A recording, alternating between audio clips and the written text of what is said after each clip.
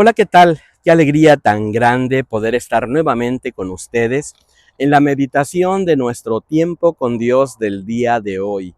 Soy el pastor Fernando Sánchez, pastor de la primera iglesia bautista de la ciudad de Ducor, California, y para nosotros es un motivo de alegría, una gran bendición poder acompañarte en tu lectura bíblica devocional del día de hoy. Muchísimas gracias por permitirnos este enorme privilegio. Gracias por suscribirte a nuestro canal. Gracias por compartirlo con otras personas. Muchas gracias por esos hermosos comentarios que nos hacen llegar, por esas peticiones de oración que anhelamos verdaderamente que Dios traiga respuestas a tu vida conforme a su voluntad, siempre buena, siempre agradable y siempre perfecta. El día de hoy nos encontramos meditando en el libro de Números, en el capítulo número 31. El día de hoy vamos a reflexionar acerca del versículo número 1 hasta el versículo número 12. Nosotros le hemos titulado a esta meditación de la siguiente manera: Dios defiende a los suyos. Dios defiende a los suyos. Algo de lo hermoso de nuestro Dios es que nuestro Dios no tan solo nos provee, no tan solo nos bendice con una nueva oportunidad de vida, no tan solo está pendiente de nuestras necesidades diarias, sino sobre todo está cuidando de nosotros, nos está protegiendo cada día de nuestra vida. Y creo que eso deberíamos nosotros agradecérselo al Señor y vivir con gratitud cada momento de nuestra historia, reconociendo que tenemos un Dios que también nos defiende. Y creo que en este pasaje de la Escritura, en estos 12 versículos de la lectura del día de hoy, podemos observar algunos principios básicos que tienen que ver precisamente con esta característica de nuestro Dios que nos defiende continuamente. Así que me gustaría compartir contigo por lo menos 3 enseñanzas que logramos rescatar de esta hermosa escritura del día de hoy. La primera enseñanza la obtenemos a partir del versículo número 1 hasta el versículo número 5. Y le pusimos de la siguiente manera: Dios no olvida el daño que nos hacen. Dios no olvida el daño que nos hacen. Vamos a la lectura, ¿te parece? Versículo número 1 al 5. Jehová habló a Moisés y le dijo: ejecuta la venganza de los hijos de Israel contra los madianitas, después irás a reunirte con tu pueblo. Entonces Moisés dijo al pueblo: armaos algunos de vosotros para la guerra contra Madián y vayan a ejecutar la venganza de Jehová en Madián. Enviaréis a la guerra a 1000 de cada tribu de todas las tribus de los hijos de Israel. Así fueron aportados de los millares de Israel 1000 por cada tribu, 12,000 hombres en pie de guerra. Entonces Dios viene y le da una instrucción clara a Moisés. Ellos tenían que ir a ejecutar la venganza contra los hijos, contra los madianitas. Y sabes, creo que cuando nosotros revisamos la historia, vamos a observar cómo los madianitas provienen precisamente de la descendencia de Abraham. Abraham tiene otra mujer llamada Sétura y de esa relación pues nacen los madianitas, pero los madianitas en algún momento se asocian con este hombre llamado Balac y tratan de alguna manera de maldecir, ¿verdad?, al pueblo de Dios. Recordemos la historia, ya hemos tenido ese devocional donde hablamos de cómo Balaam intentó de alguna manera maldecir, pero sencillamente Dios no se lo permitió. Al contrario, Balaam lo que hizo fue bendecir al pueblo de Dios. Sin embargo, Balaam da un consejo que fue muy dañino contra el pueblo de Israel. Hizo entonces que Balac de alguna manera permitiera que las mujeres, ¿verdad?, ajenas al pueblo de Israel vinieran y pervirtieran el corazón de los israelitas y los desviaran de la senda correcta. Y esto, al final de la historia, afectó mucho al pueblo. Bueno, creo que en esta primera enseñanza,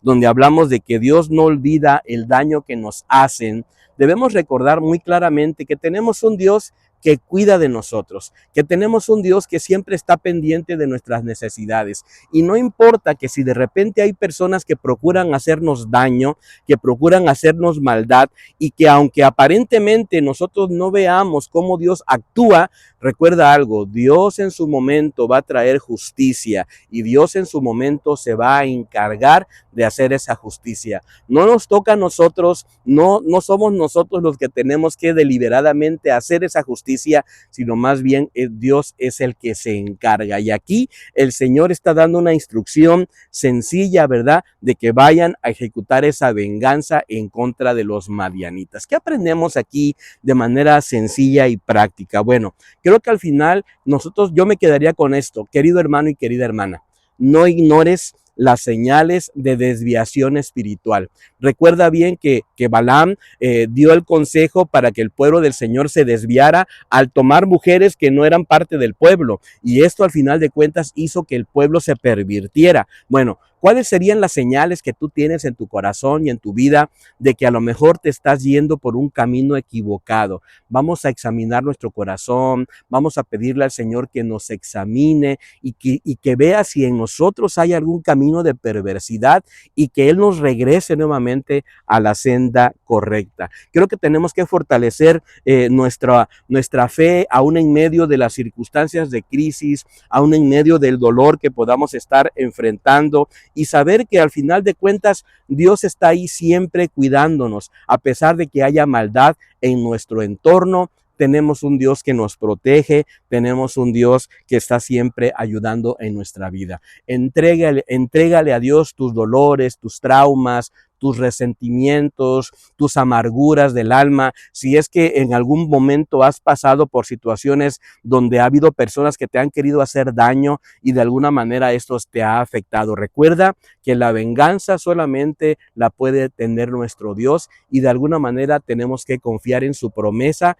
de que el Señor dice: mía es la venganza, y el Señor lo va a hacer. Así que tenemos que descansar en ello y poner nuestra confianza en que Dios actuará en su tiempo y en su momento, y que no nos toca a nosotros hacer nada más que agradecer a Dios por su misericordia, que son nuevas cada mañana. Bueno, hay una segunda enseñanza que quiero dejar en tu corazón. A partir del versículo número 6 al 10 encontramos otra enseñanza muy hermosa. Número 2, Dios nos equipa para nuestras batallas.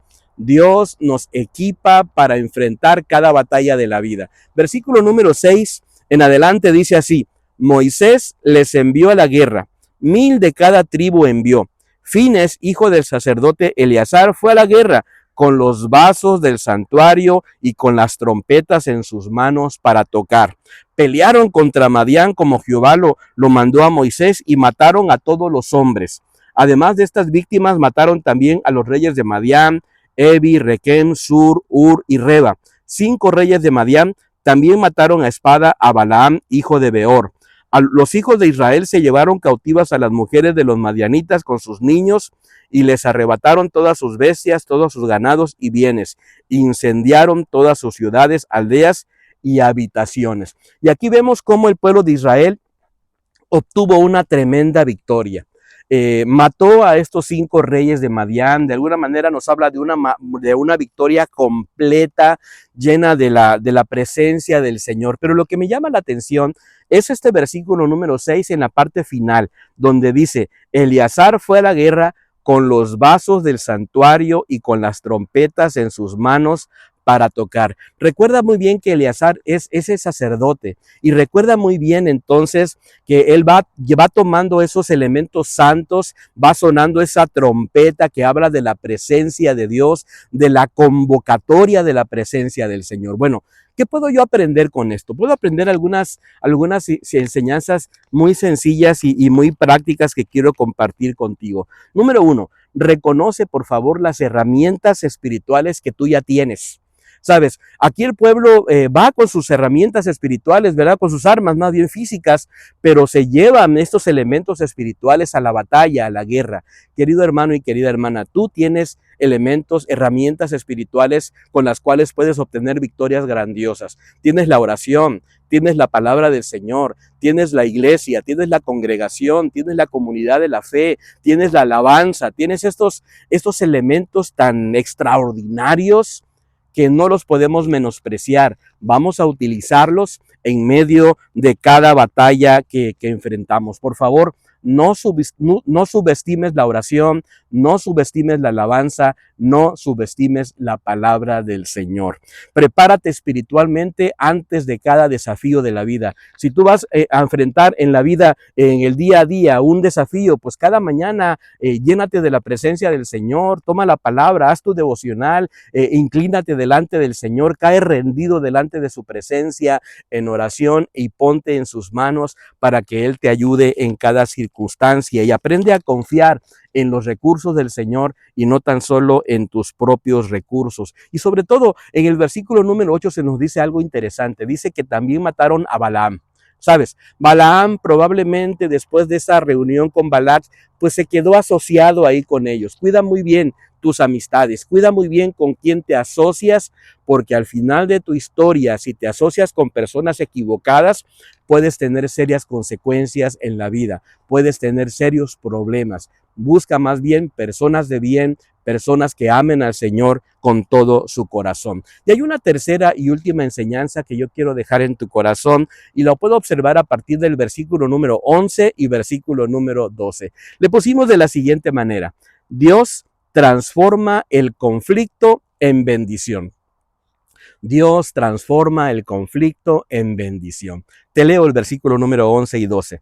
Tomaron todo el despojo y todo el botín, tanto de hombres como de bestias, y llevaron los cautivos el botín, los despojos ante Moisés, ante el sacerdote Eleazar y ante la congregación de los hijos de Israel, al campamento en los llanos de Moab, que están junto al Jordán, frente a Jericó. Una vez que enfrentan la guerra, Dios les da la victoria, pero no tan solo les da la victoria, les da una recompensa. Dice aquí que tomaron ese botín, esos despojos, esas cosas que de alguna manera traían valor para ellos, ¿sabes? Creo que en medio de nuestra vida, cuando enfrentamos batallas, cuando enfrentamos situaciones de crisis, cuando enfrentamos conflictos, recuerda muy bien, en medio de esas situaciones, Dios puede transformar ese momento en una tremenda bendición. ¿Qué es lo que tendríamos que hacer? Bueno, vamos a esperar bendición aún en medio del conflicto. Desconozco si en este momento estás pasando por una situación de crisis. No sé si en este momento estés pasando por una enfermedad, por un conflicto en tu matrimonio, por una situación complicada en la vida, en tu trabajo, por asuntos financieros, en relación con alguno de tus hijos. Pero sabes, aún en medio de esas situaciones, Dios puede cambiar todo para que esto sea una enorme bendición.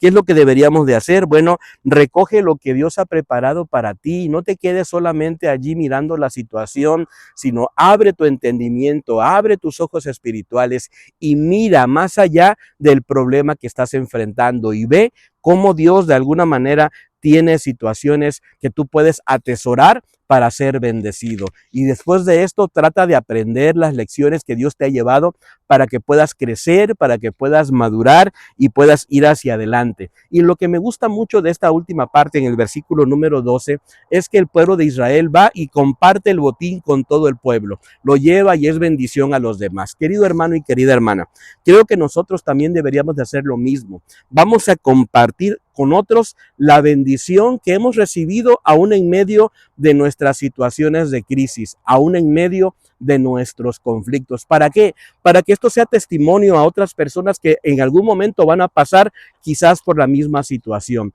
Vamos a compartir cómo Dios de alguna manera transformó nuestra historia, cambió radicalmente nuestra situación y de alguna manera nos llenó de consuelo y nos dio la victoria para poder seguir adelante. Me gustaría que nos pusieras un breve comentario acerca de si estás pasando por alguna crisis y si de alguna manera esta crisis te está ayudando en tu vida cristiana a poder ser un mejor cristiano, a poder acercarte un poquito más a Dios, a tener un poquito de mayor fe quizás y de alguna manera quizás ser testimonio para otras personas. Ponos un breve comentario y dinos de qué manera Dios ha estado acercándose a tu vida y ha estado defendiéndote aún en medio de las situaciones de crisis. Anhelamos que esta meditación haya sido de mucha bendición para tu vida y nos encantaría que nos pudiéramos encontrar el día de mañana. Hasta pronto. Bendiciones.